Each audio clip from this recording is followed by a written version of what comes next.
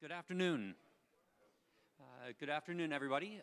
Welcome to the B. Thomas Golisano College of Computing and Information Sciences and to the Dean's Lecture Series. I'm Andrew Sears. I'm the Dean of the College, and it's my pleasure to introduce today's speaker. But before we get started, I want to acknowledge our professional interpreters, Jessica Goldman and Erica Vasquez, and thank them for the services they're providing today. So please join me. So the goal of this series is pretty simple. We want to bring leaders in academia, industry, and government to campus to share their experiences and their insights with our faculty, with our students, and with the community at large. And with that in mind, it's my pleasure to introduce today's speaker, Linda Northrop. Linda is the Chief Scientist of the Software Solutions Division of the Software Engineering Institute at Carnegie Mellon University. And is a renowned expert in the area of ultra-large-scale software systems.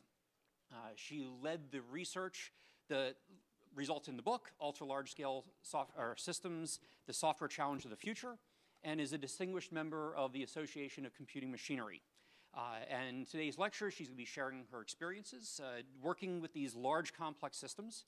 So without any further delay, it's my pleasure, and please join me in giving our guest a warm RIT welcome. Linda. Well, thanks very much for that kind introduction. I do come from the Software Engineering Institute, and the Software Engineering Institute is a research and development center that's part of Carnegie Mellon University. The main footprint is in Pittsburgh, Pennsylvania, which is where I am, but we have offices worldwide. A fairly large-size office in Washington. And basically, we were set up to make software and software practices better. We do our work through research, through development, demonstration, transition, and we work with the Department of Defense, but other arms of the government as well. We work with industry, and we work with academia. How many people have ever heard of the SEI? A few of you. How many of you know we do anything besides CMM and process improvement? Okay, a few less of you. Okay, so the biggest group at the SEI is CERT. How many people have heard of CERT? Computer Emergency Response Team? Okay, so that's our security branch, and that's really the very largest arm of the SEI. The process improvement is now mostly departed from the SEI. We transitioned CMMI to another organization. But I come from a different world. I come from a world of software architecture, software product lines, component technology, and at least I know some of you are familiar with some of these books, and I know some of this is taught in the software engineering program here at RIT. It's really my pleasure to be at RIT because I used to be in Rochester for 20 years, and I have always had a large degree of respect for RIT because you do here what we do at the SEI. We do research, and then we work directly with organizations to actually implant that research, to pilot that research, to see what the problems are, and then bring them back to the research community. So I have always admired the model here. I think sometimes it's difficult tension, as I describe with other folks, because we experience that at the SEI. But a large part of my career has been in advancing technology in these areas, but that's not what I'm going to talk to you about. What I'm going to talk to you about today is something I'm very passionate about. Dean Sears talked about this study that I led in ultra-large-scale systems. And that's what I'd like to share with you, because there's some insights that have profoundly changed my professional career and my worldview, and I'd like to share those with you. So I will give you a little bit of a reprise on the study. Has anybody actually read this study? Oh, great. Okay. Because otherwise, you could take a nap for 10 minutes, but don't. I'm going to give you a little reprise of the study. I'm going to bring you up to speed because that study was done in 2006 and the world's changed a little bit since then. I will end with some implications on software engineering, and just a teaser, I'll show you some research we're doing at the SEI, but truth be told up front, I'm not going to be able to delve into that, but I will be here for the reception and for some conversations afterwards in case people would like to hear more about that. Okay, so the beginning of the ULS system journey. Think about the 2005, 2006 time period. What was happening? Okay, NASA first entered the Mars orbit. Vista was released. Who even remembers Vista? Saddam Hussein met his ultimate demise. Long in the waiting. Okay, what else happened? BlackBerries. How many use a BlackBerry? Okay, do you even know what they are? In 2006, there were almost 5 million users of BlackBerries. The iPhone had not made the scene. Beyoncé was rocking the music world, and my team, the Pittsburgh Steelers, won the Super Bowl. We won't talk about how they're doing now. Above those particulars, we were grappling with some societal problems. Now, every generation has some global problems, some that they inherit, some that they create, and those problems become the target of scientists, of innovators, of entrepreneurs, investors, and altruists, people who just want to make a difference. And those were some of ours. But what was different about our world back then, and ever so much more now, is the pervasive dependence on software. Software was in everything, from our fridges to our medical devices to our financial systems. And that software gave us a speed and an agility that we hadn't seen before in every facet of our lives. Also, beginning with the internet, there was this tremendous trend towards scale. The internet was both the result of and the enabling infrastructure for a whole new form of collective action, of connectedness among people and machines that had not been experienced before.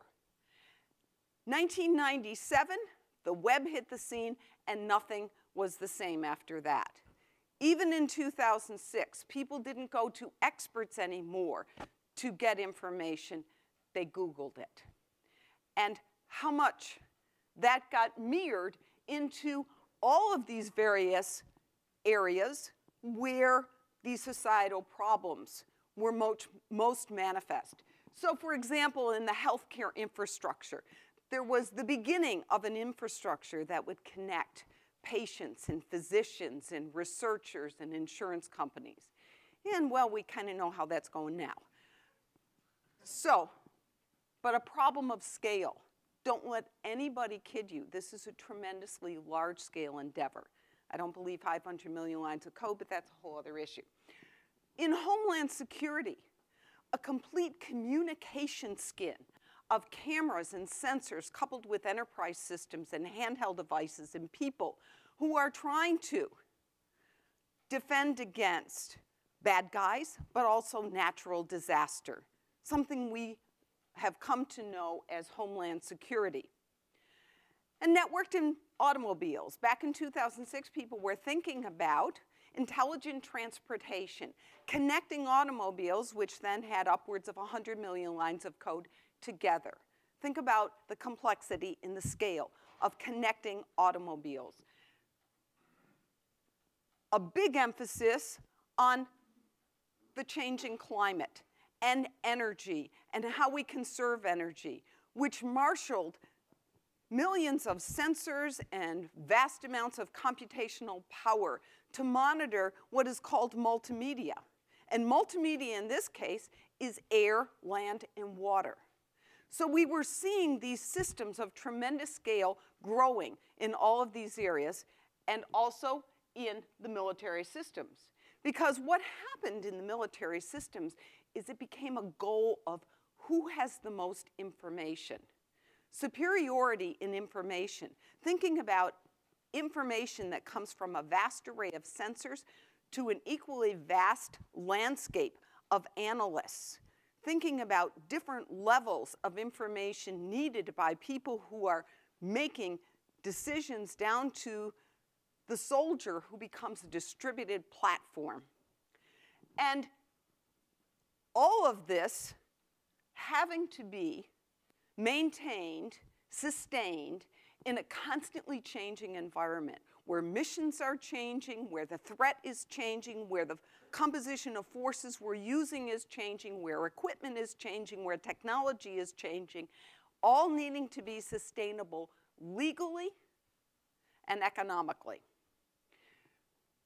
So in a conversation that I had with then Assistant Secretary of the Army, Claude Bolton, we talked about the problems, the challenges of what software had enabled and created in military systems. He was then the chief officer that was in control of something being developed called the Future Combat System. And the Future Combat System was, as the name implies, this wonderful connected system for the armed forces of the future. Now, if you watched FCS, as it was called, the movie, you were, wow, that is some cool capability. And then you had this blush of reality. How were they going to do that? The technology for making this happen didn't really exist, but that didn't stop the Army from buying it. So there was a dilemma. And Mr. Bolton knew, and I'm not dissing the contractor or any of the people in the Army, but there were challenges, let's just say that. And he said, you know, Linda, how will we ever develop billion lines of code systems when we can't even get the hundreds of million lines of code systems right? And so he funded the Software Engineering Institute to lead a study about these systems of the future and what they would look like and what the challenges were, and to actually think about the breakthrough research that would be needed in order to address some of these problems, which he was beginning to see the glimmer of. And so we put together a 9-person team of folks at the SEI with assorted talents, and we recognized that we needed to bring in some heavy hitters from the rest of the community, but we thought about who we needed. And we realized that we needed not just software engineers, not just computer scientists, but we needed people from other disciplines. Because if you think about what I am describing, this is not just about software. It's about software-reliant systems in the world in which we live. And economics and sociology and psychology all play a role in what we're trying to provide. So we gathered together this expert panel, and you will see that there are people, Carlos Baldwin from the Harvard School of Business, Gregory Abowd in computer science, but focusing on the human-computer connection. Jack Whalen, who was at Park, he's a sociologist.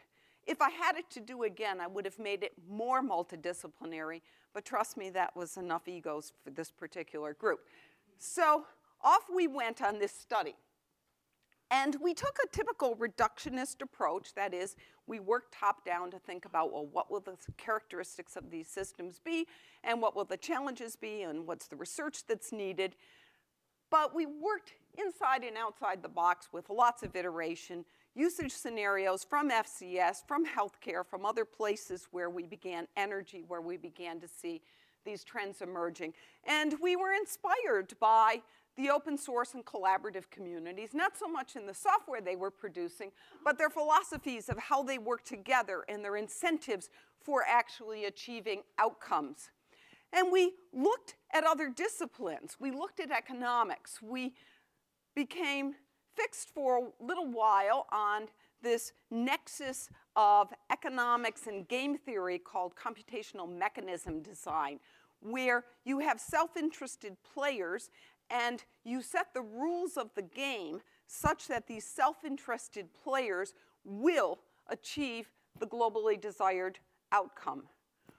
We looked at Carlos Baldwin's work in economics and modularity, where modularity provides economic value such that the economy will force that modularity to be sustained.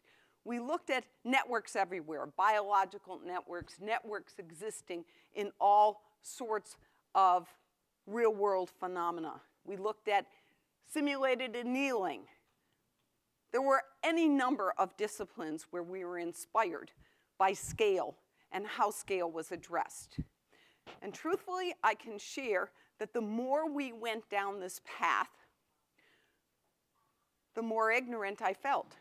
Because I came in as a person thinking, well, I know a lot about software, and these are software-reliant systems, to realizing that what I needed to know was vastly out of my comfort zone.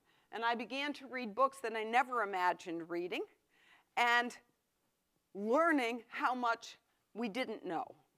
Well, ultimately, we did write this little book, and it was called, as Dean Sears said, Ultra-Large-Scale Systems, the Software Challenge of the Future. And we described the characteristics, the challenges in the research area that would be needed for these new systems. So what is an ultra-large-scale system? Is it just 100 billion lines of code? No. The amount of code is really the tip of the iceberg. It's scale across lots of other dimensions. So scale in terms of the amount of data, the data that's stored, that's accessed, that's manipulated.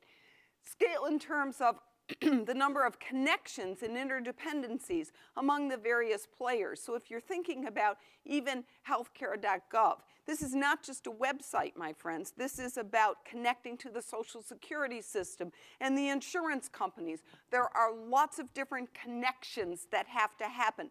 The number of hardware elements, whether they're boxes or sensors or embedded units or mobile devices, the number of computational elements, the sheer CPU capacity, the number of different system purposes, and the users of these, stakeholders with vastly different perceptions on the purpose of the system.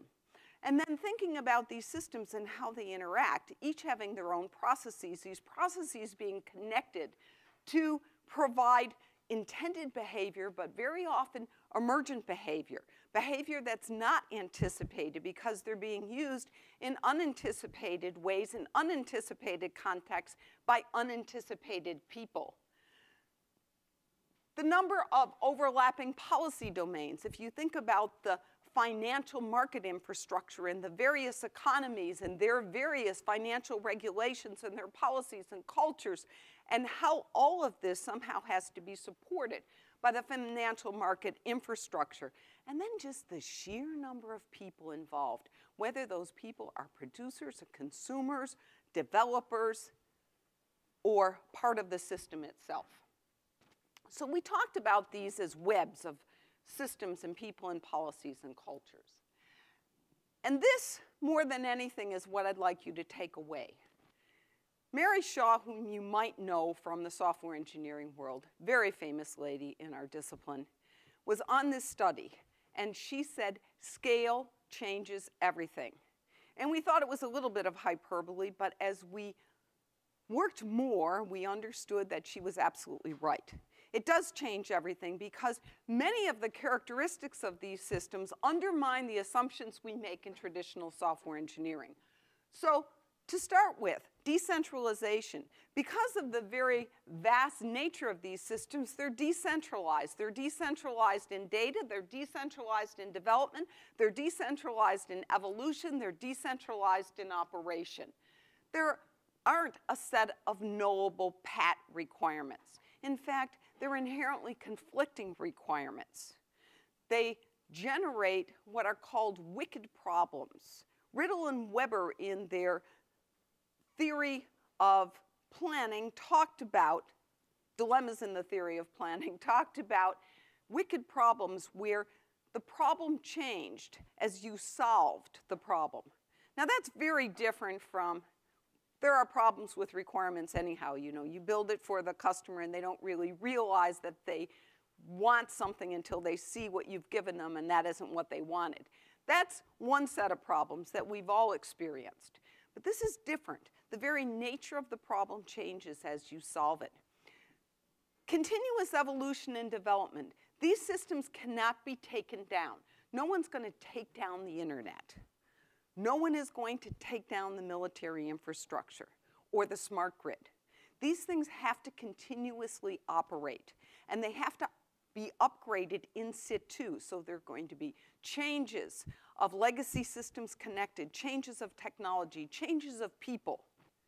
And this all has to happen during the course of the activity of the life of these systems. Heterogeneous and inconsistent elements. So you've got legacy systems, you've got new systems, you've got different languages, you've got different versions of compilers of the same languages, you have different platforms. You have a host of different hardware and sensors and different versions of these things. And they're constantly changing. And then perhaps the big epiphany was the erosion of the people-system boundary. We in software engineering have typically thought about users. We are one of only 2 industries that thinks about the people we provide to as users. Think about the other one. Anyhow, people are elements of systems. They are part of the system. Perhaps the tip of the iceberg here was with Wikipedia. If you think about Wikipedia, there are very few people that are actually at the helm of Wikipedia. Who develops Wikipedia? We do. And in these new systems, the people become part of the system.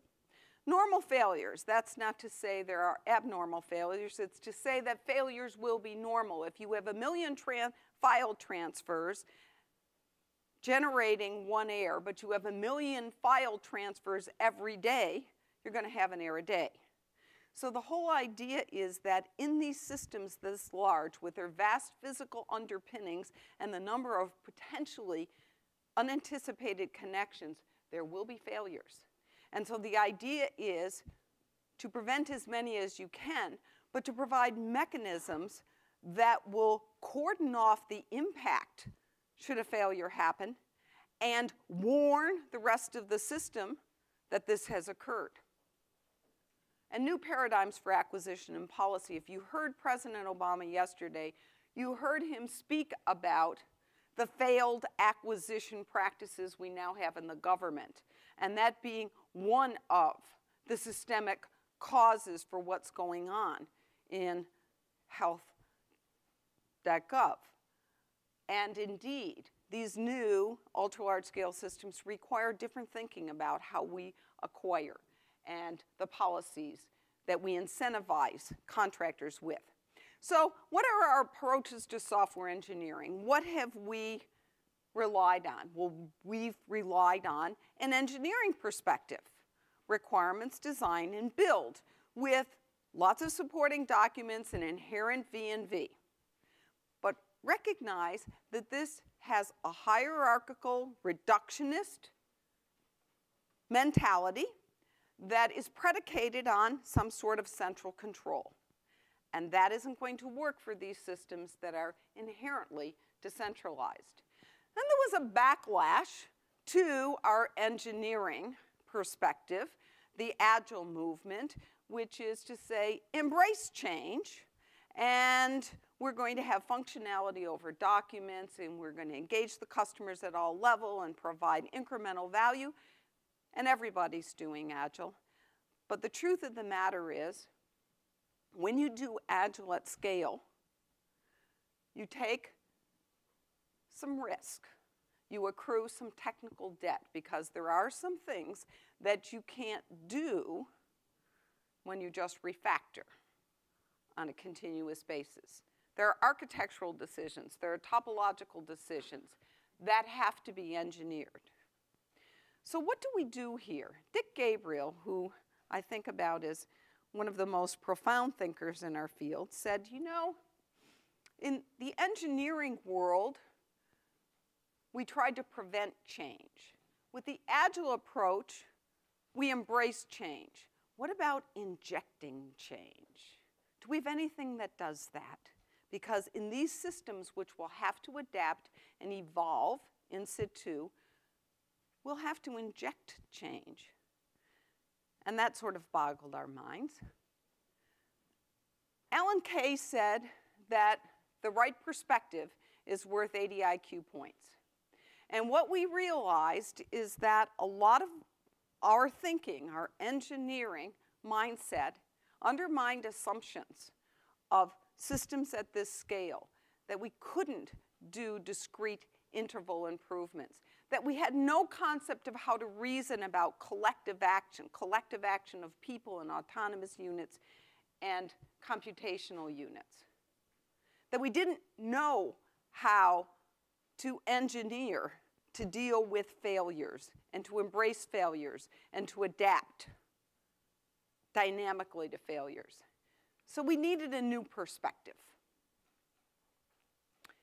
And I'm going to give a true confession here, because especially students have written and said, what's your definition of ULS system? Well, we never defined it. So instead, we used analogies. Now, analogy is a little bit more than a figure of speech, kind of a rhetorical argument, but very powerful. Now, no analogy is perfect, but let me give you, you need a little breather right now, let me give you a little bit of an example of the power of analogy. So Brian Clark, who is the founder of Copyblog, tells this little story. So there's this elderly man who walked into his doctor's office and he said, "Doctor, my 22-year-old bride is pregnant, and you know that I had a vasectomy. How did that happen?" I was pretty upset. The doctor said, in a very relaxed tone, "Let me tell you a story. So there was this hunter, and the hunter went off from his cabin into the woods surrounding, and inadvertently he grabbed his umbrella instead of his rifle. And lo and behold, he was approached by a bear, and he aimed his umbrella and he shot the bear, and the bear died. And the old man said, well, that's impossible. Somebody else killed the bear." And the doctor said, "Precisely." So, we didn't define a ULS system. We said ULS systems are like cities, because if you've read any of our architecture work, we milked considerably the analogy of buildings, and we got a lot of mileage out of thinking about an architecture as being the structure of a building, and it has various different views and dimensions and the like. But then we got thinking, this isn't anything like a building. Then we were thinking, well, maybe it's a building that transforms itself, which is kind of a heady thought.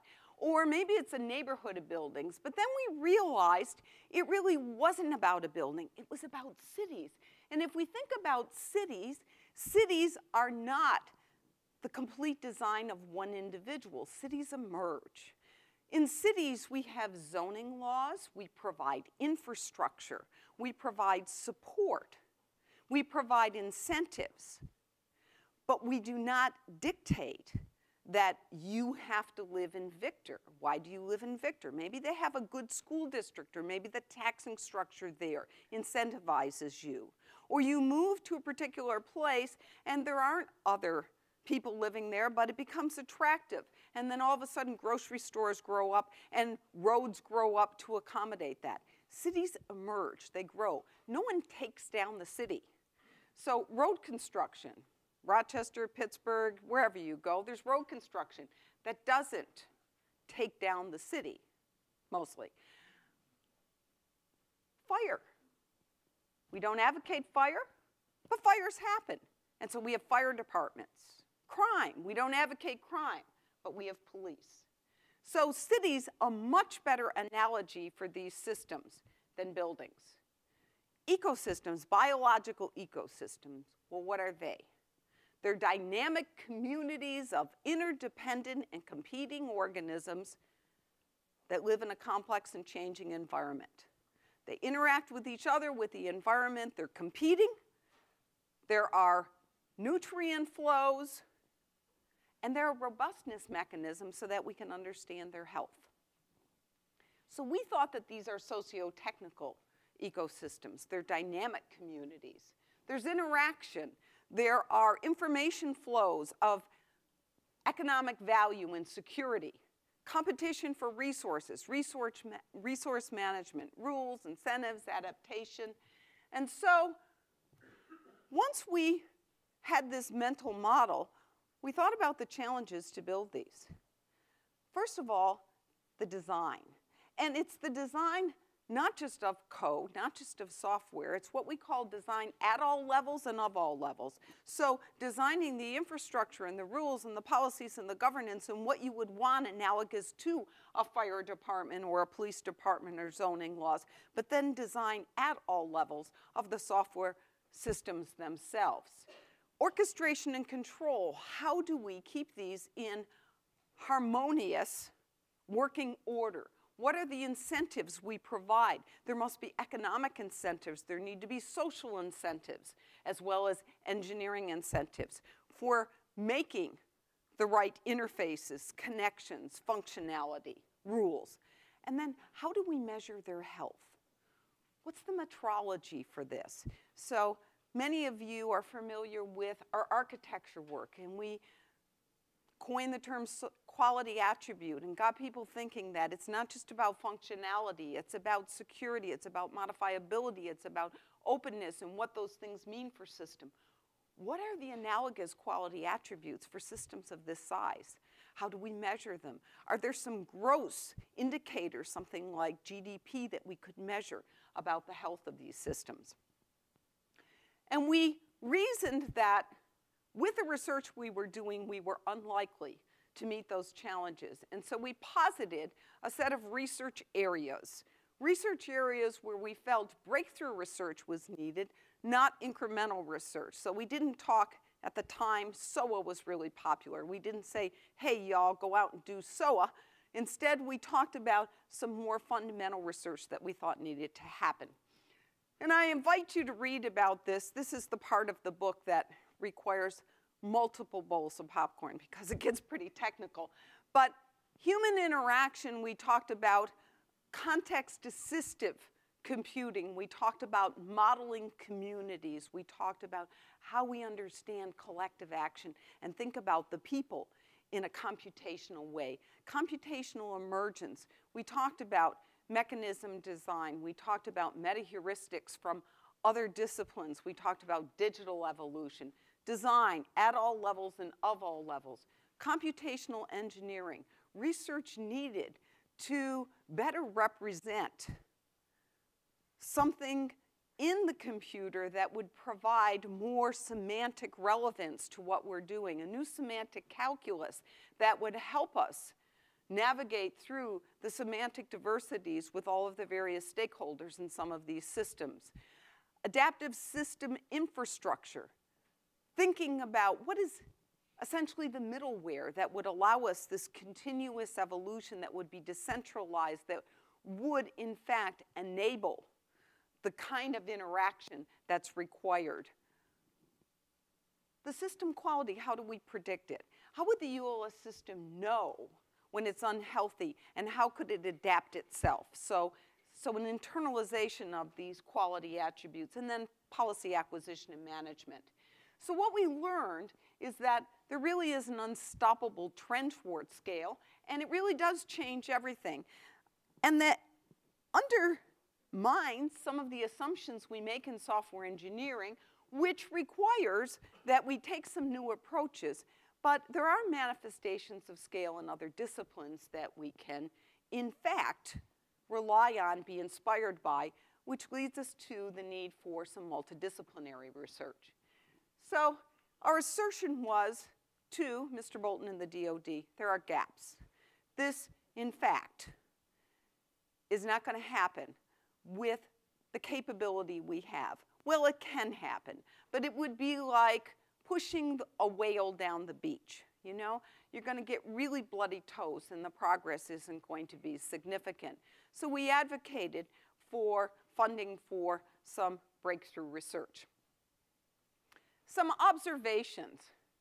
We never really suggested that all systems will be ULS systems.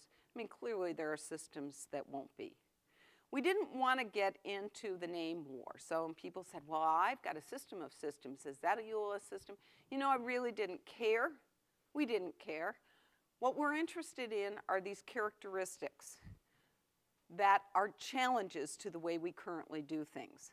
There were some folks who say, well, yeah, but what you're talking about is systems engineering, and we got it knocked. We solve all these problems.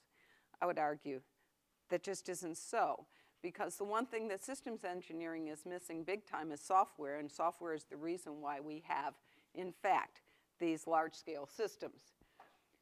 Not having something that called out network security, or what people call cybersecurity, turned out to be a big red flag, and people bloodied us for that afterwards. We probably would have changed that. And what we have found ourselves is that the research in this area has an impact on systems that aren't necessarily ultra-large scale. So I don't want to end here with something that's 6 years old. I want to whirlwind bring you up to the future to help underscore the even greater relevance of this study in today's world. So what's happened 7 years later? Well, we've had some tremendous natural disasters. The background is actually the satellite image from Hurricane Katrina. Tsunamis, so all of the natural climate disasters unfortunately coming to pass. Finally, Osama bin Laden, terrorist long sought, was killed. But we also saw collective action, which is fueled by social media, having national consequences in Iran, in Egypt, and elsewhere. We saw the housing crisis. And something that might have gotten your attention or maybe not, but on May 6th, 2010, the Dow Industrial Average dropped more than 600 points in about 10 minutes. And we lost $800 billion in market value. It disappeared temporarily. Now, that did not occur because there was a bug in those financial systems. It occurred because systems were being connected in ways that had been unanticipated. Because now a factor in financial trading systems are trading bots, autonomous agents that trade. And when those autonomous agents and the computational systems we have and people are in the mix, we result in some emergent behavior that has, in this case, some pretty profound consequences. And the speed at which this happens is incredible. And that's what connectedness and software has given us, speed and agility. Yeah, well, Beyonce sang at the Super Bowl, and we know that that makes her a mature artist. So we have some new people rocking the world. And we still have these same societal problems, and software is ubiquitous and often transparent. So let me just read to you, for the sake of, because one always needs to have just a little bit of entertainment here. So this is how ubiquitous and transparent it is. Software is everywhere. We have smart everything. We have smartphones, iPads, smart appliances. We have cloud computing. In a survey last fall, a US survey of over 1,000 people, 18 and above, 90% were ascertained to have been using cloud computing in some way, either by online banking or shopping or networking or storing photos or whatever. But 54% claimed they never used it. 32% think about it as something of the future, but clearly it is ubiquitous. 51% believe that weather can affect cloud computing. 29% think it has something to do with weather. 22% admit that they have pretended to understand how the cloud works. And 17% of those said they did so on a date. 14% in a job interview, but this one really made me laugh. 40% see that working, quote, in their birthday suit was the biggest advantage of cloud computing. So the whole deal is that software is everywhere and fuels everything, but most people are pretty much oblivious to it. And they think because you can quickly change an app on a on an iPhone that you can software engineer a profoundly impactful system. And we all know that's not true. So we have challenges, and this increased connectivity has brought us challenges in scale and complexity, decentralization, distribution, big data. You heard a wonderful talk on big data if you attended the earlier lecture in this series. Increased tempo, everything. We have an appetite for incredible tempo. Tempo in the marketplace, in the war theaters, in about everything we do. It must be fast. And sometimes these tempos are out of sync. So there is a problem when we have mismatched ecosystem tempos. The sheer vulnerability of this connectedness. You know, the internet was bred on this whole principle of anonymity, which has made it so successful, but also tremendously increased our vulnerability to attack. DoD isn't thinking, well, they do think about attack by big armies, but not so much anymore.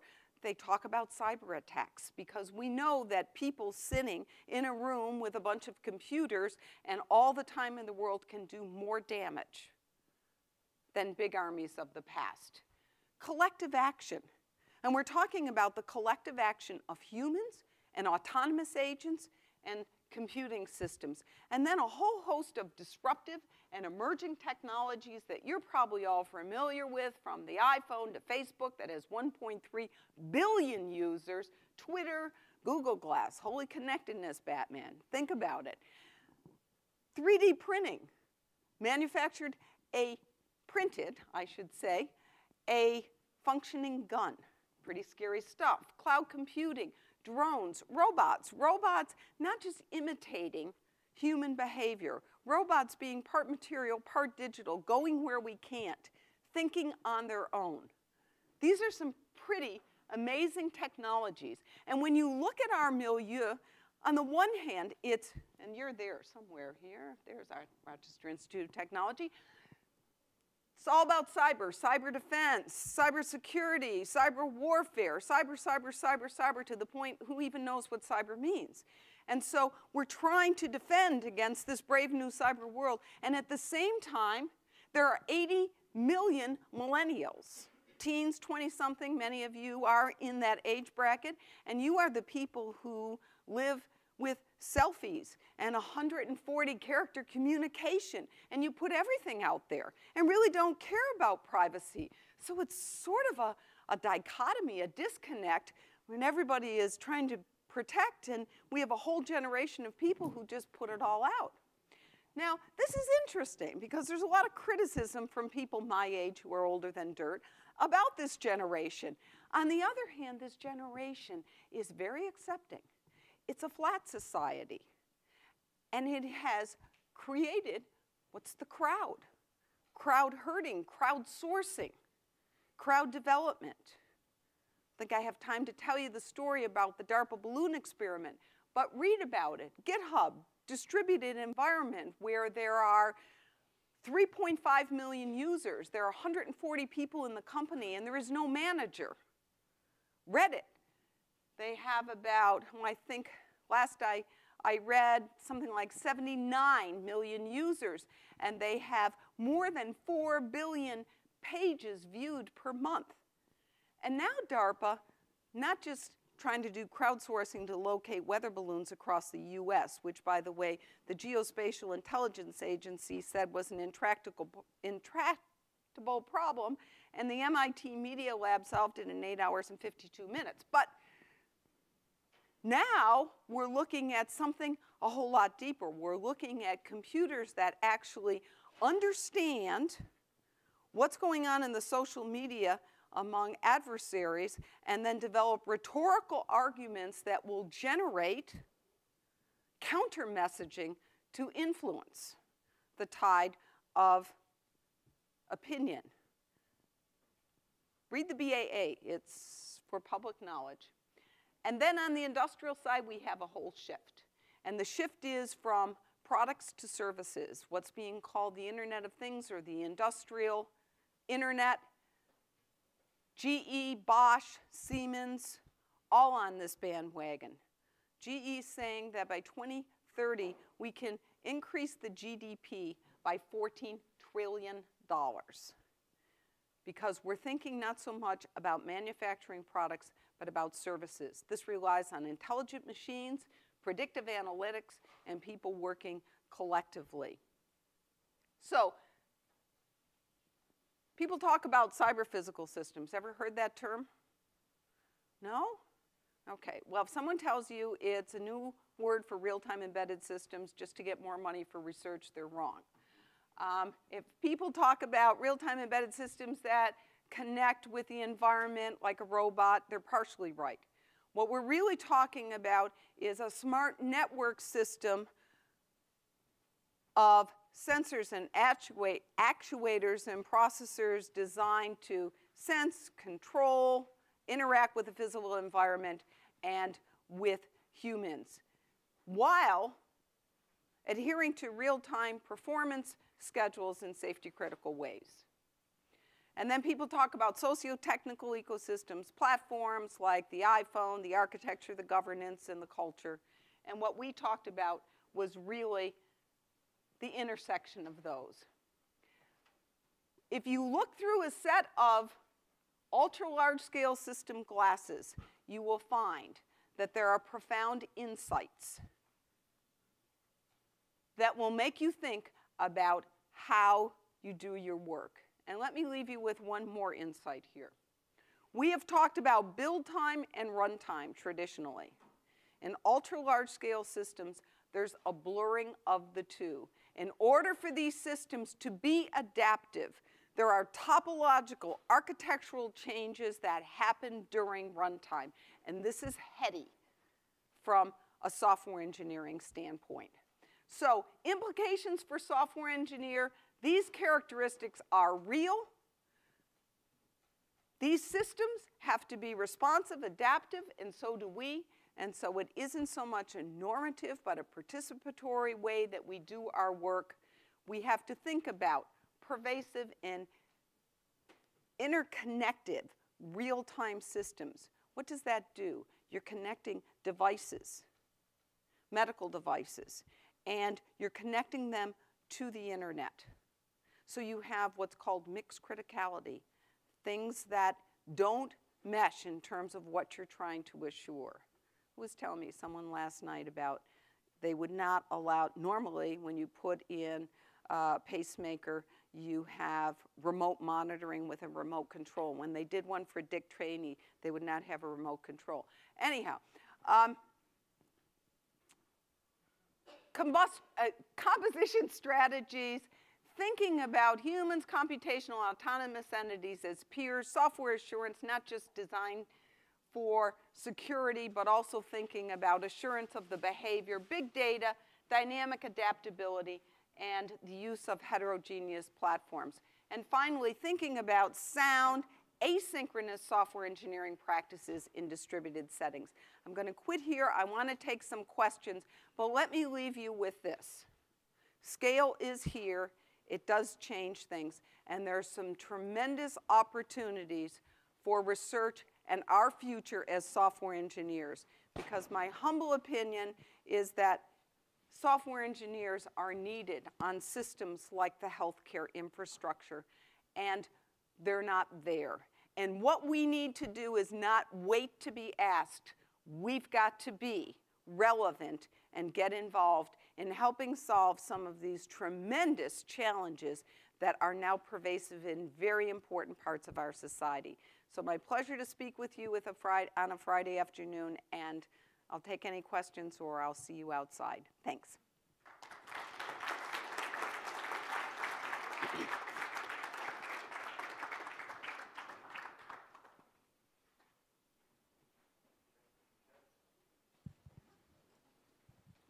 All right, Linda. All right. So in the context of education, how do you see, these things we see it marching all the time. How do you see this affecting computing education, software engineering, computer science, IT, whatever it is? what should we be addressing that traditionally we've not addressed? Okay, for one thing, I think you need to have a great deal of respect for the other disciplines. And somehow, I know, because I lived it, how packed your curriculums are.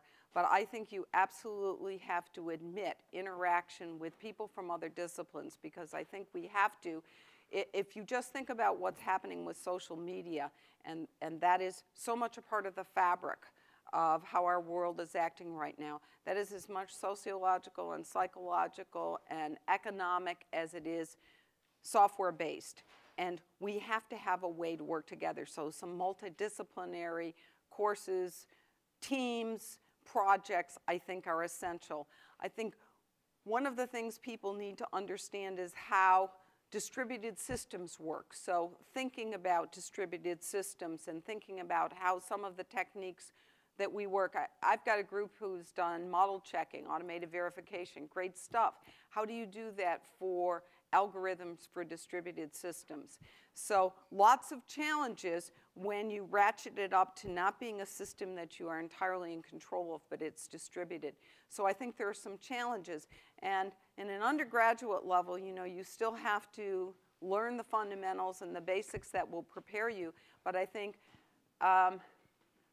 preparing people and thinking that they're going to go off and build apps or put up a read-only website and that's going to be the end-all and be-all, I just don't think that that's what we should do. We have to impart the idea that we do have to do engineering, that we have to do architectural thinking, but we have to admit this new realm of characteristics and possibilities that are not as comfortable.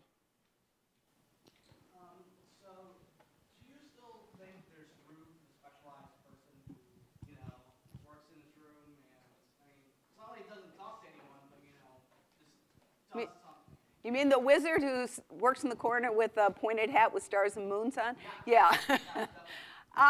You know, I think there is still a need for people who are going to, the geeks who are going to create innovation, because we need that innovation. But it's that innovation in perspective, and I think the balance of the number of those people to the number of the other people is going to dramatically change. Absolutely, absolutely. Computational thinking, and think about this. I like to think now that modeling humans in a computational way. There's a wonderful book, I can't think of the name right now, but I'll think about it,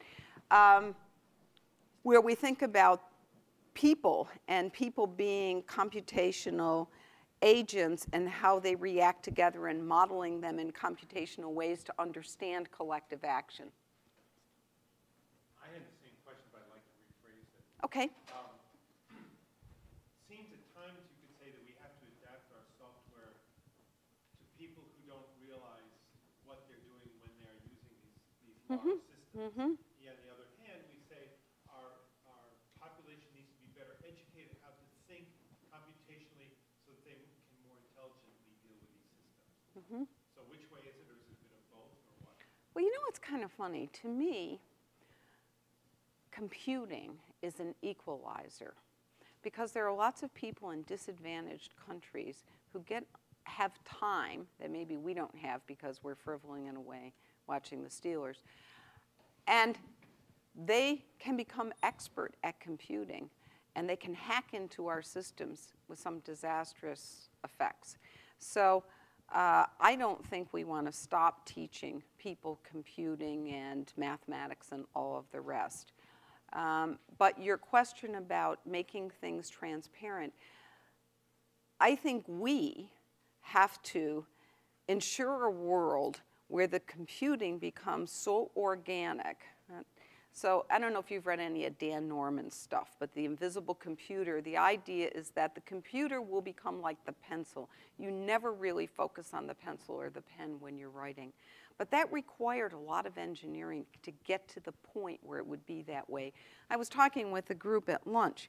You know, the whole idea in healthcare, electronic medical records, this is a wonderful thing, but I go to the doctor and he never listened to me anyhow, and now he's sitting there trying to type this into his electronic medical record, and I'm thinking, stop already, let me do that, and you listen to me, because I know how to do that. I can figure out this insane form. So I think there's a real imperative not only for people to know the power, but they're never going to know the power because you become more and more familiar with things, but for us to engineer in such a way that it is organic. I don't know if that answered your question. Well, I kind of hate to bring it to a close, but we probably do need to wrap things up. Okay. So thank you for your presentation, your insights, and join me in thanking our speaker one more time. Thank you.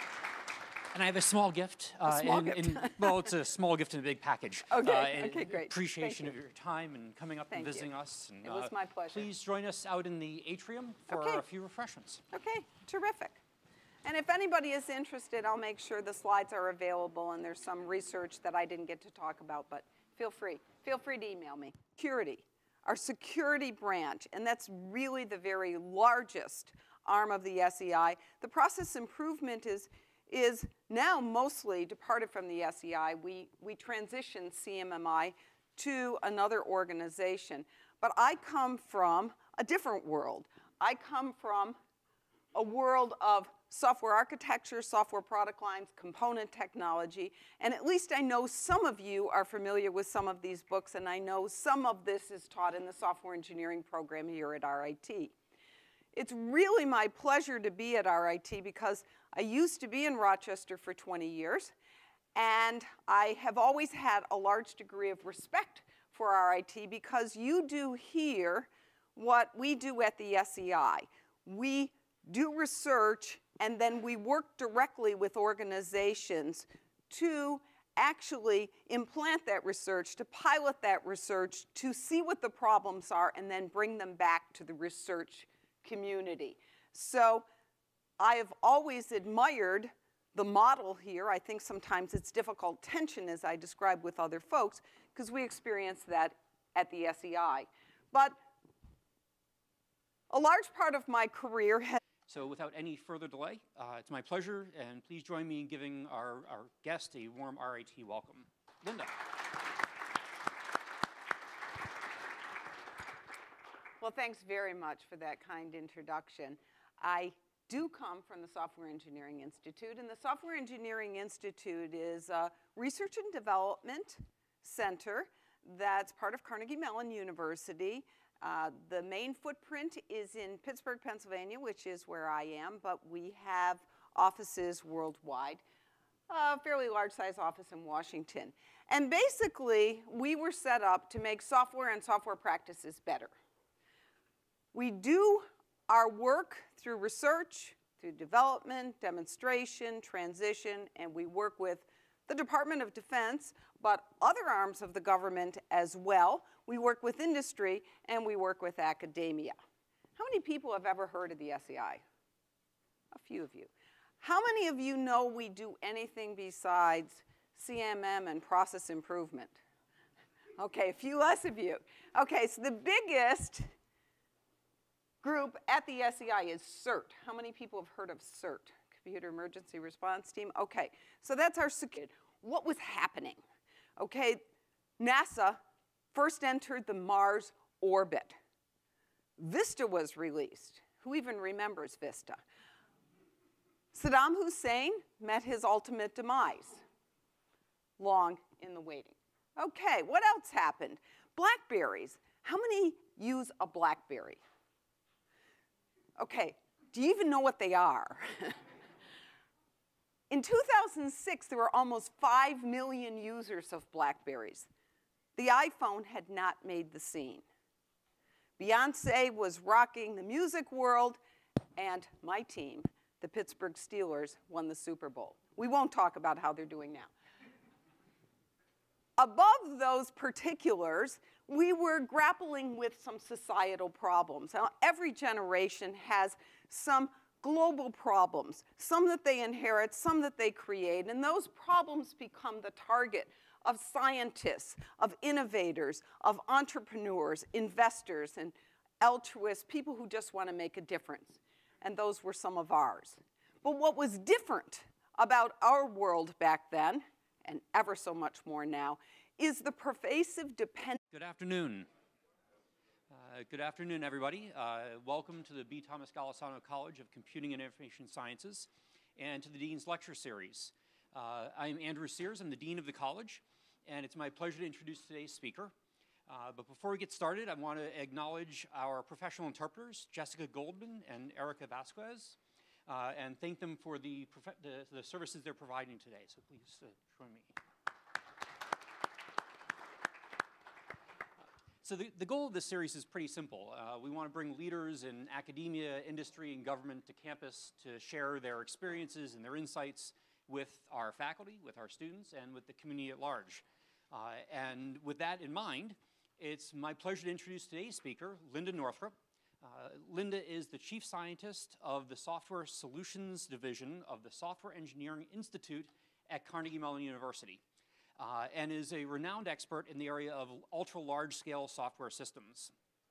She led the research that results in the book, Ultra-Large-Scale Software Systems, The Software Challenge of the Future, and is a distinguished member of the Association of Computing Machinery.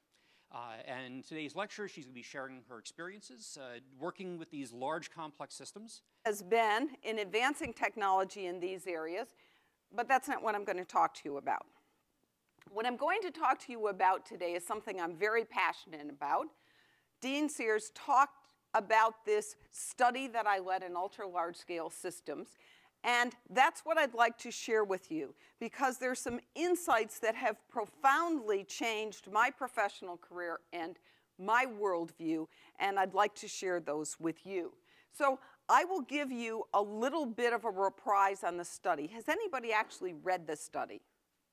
Oh, great. Okay. Because otherwise, you know, you could take a nap for 10 minutes, but don't. I'm going to give you a little reprise of the study. I'm going to bring you up to speed because that study was done in 2006, and the world's changed a little bit since then. I will end with some implications on software engineering, and just a teaser, I'll show you some research we're doing at the SEI, but truth be told up front, I'm not going to be able to delve into that, but I will be here for the reception and for some conversations afterwards in case people would like to hear more about that. Okay, so the beginning of the ULS system journey. Think about the 2005-2006 time period.